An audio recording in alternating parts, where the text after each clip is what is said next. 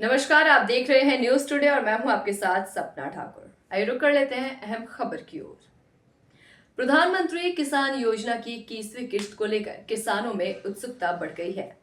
कुछ राज्यों में किस्त जारी भी हो चुकी है, लेकिन बाकी किसानों को अब भी इंतजार है।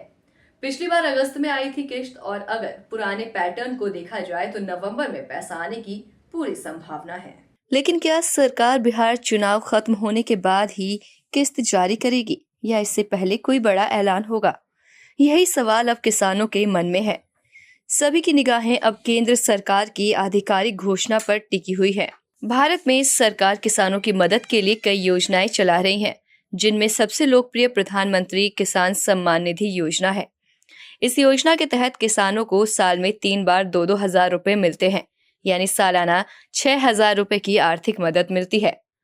अब किसानों को इंतजार है 21वीं किस्त का, जो जल्द उनके खाते में आने वाली है।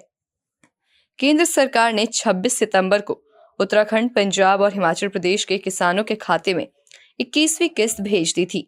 ऐसा इसलिए किया गया था क्योंकि इन राज्यों में हाल ही में भारी बारिश, बाढ़ और भूस्खलन जैसी परिस्थितियों से किसानों को काफी नुकसान का सामना करना पड़ा था। इसलिए सरकार ने उन्हें प्राथमिकता देते हुए किस्त जारी की थी। बाकी किसानों के लिए अभी किस्त जारी नहीं हुई है, लेकिन उम्मीद जताई जा रही है कि बिहार चुनाव खत्म होने के बाद, जिसका परिणाम 14 नवंबर को आएगा, केंद्र सरकार करोड़ों किसानों के खाते में पैसा भेज सकती है। पिछली यानी 20वीं किस्त 2 अगस्त 2025 को जारी हुई थी।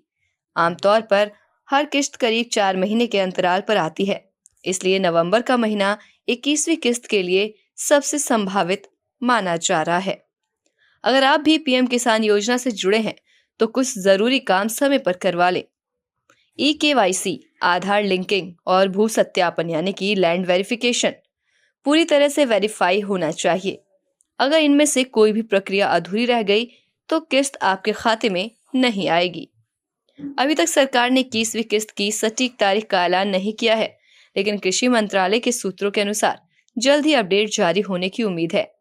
इसलिए किसान पीएम किसान की आधिकारिक वेबसाइट पर नजर बनाए रखें। ऐसे तमाम खास खबरों के लिए देखते रहें न्यूज टुडे। नमस्कार।